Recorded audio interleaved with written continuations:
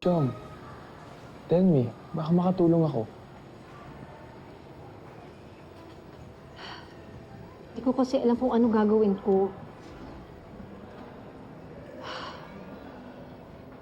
Kitang-kita ko kagabi kung paano nila hinaras si Mommy.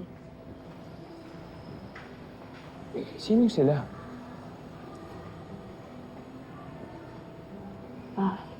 Yung mga pinagkakautangan ni Mommy. Teka, bakit naman lumapit yung mami mo sa kanila? Mahirap siya i-explain and it's useless to blame her kasi wala, nangyari na eh. Basta, kailangan ko tulungan sila. Kailangan ko gumawa ng paraan. Ano naman magagawa mo?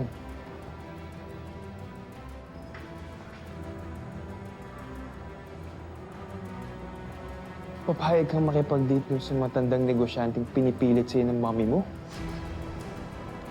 Wala nang ibang paraan eh.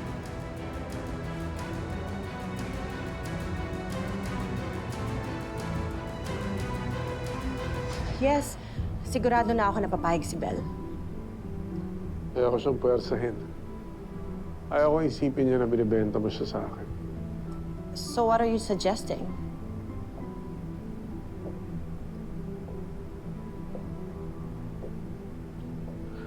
I have an idea. I will make her an offer she cannot refuse. Ano naman ang i-offer mo sa anak ko? I like that. Consider it as a deal. Wala naman ang magagawa si Belle. Sigurado ako, she will take the offer. What offer? At sino yung kausap mo?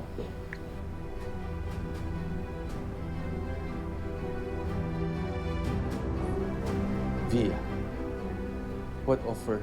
At sino yung kausap mo? Si Mr. Alarcon, friend ko na business owner, yung may-ari ng Bloom Sense.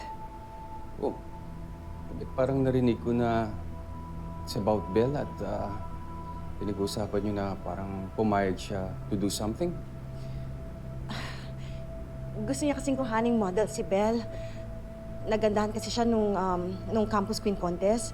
So gusto niyang offeran ng kontrata yung anak natin. Wag! Maawa ka sa sarili mo. Huwag mong gawin yun. Mas naawa ko sa parents ko.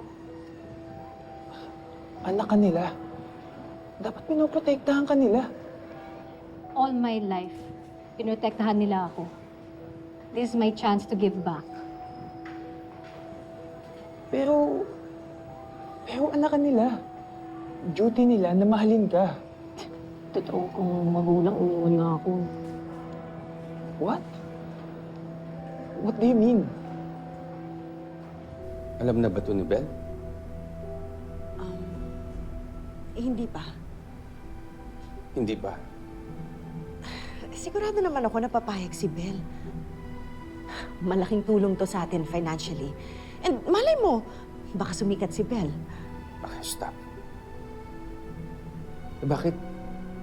Kung kausapin mo yung tao, parang you're confirming na papayag na si Belle, hindi mo pa nga alam kung ano yung priority ng bata. Gusto niyo ba magtalo na naman kayo?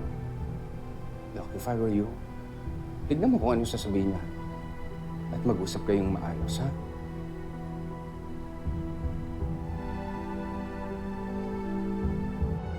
Wala. Nothing.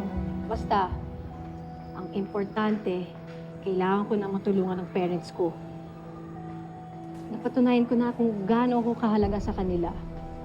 So, bilang anak, kailangan ko gawin kung ano gusto na ni Mommy. Pero unfair yun na ikaw yung gumawa ng paraan. Paano kung makikipagmabutihan ka dun sa lalaki? Parang daddy mo na ngayon sa edad eh. Kaya kong protektahan sarili ko. Paano? Bakit ka ba masyadong affected? Dahil concerned ako. Dahil kaibigan kita. Dahil